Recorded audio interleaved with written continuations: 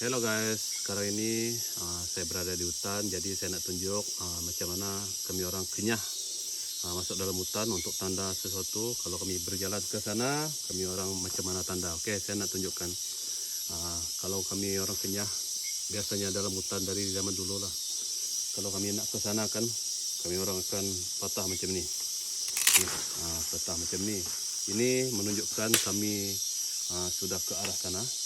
Oke, kalau kami nak balik lagi, kami orang akan ikut inilah, ikut tanda ini, tanda kayu ini. Oke, ini berarti kami orang sudah berjalan ke arah sana.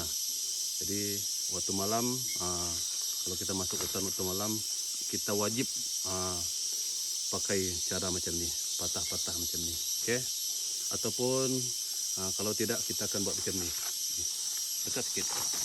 Macam ni, dekat pokok. Kalau macam ni, kita buat macam ni, berarti kita berjalan ke arah sana. Kalau sebelah sini kita tanda, berarti kita berjalan ke arah sana. Macam tu. Kalau boleh sekali buat dengan sebelah sini, sebab kita akan ikut jalan ini balik. Oke, itu saja.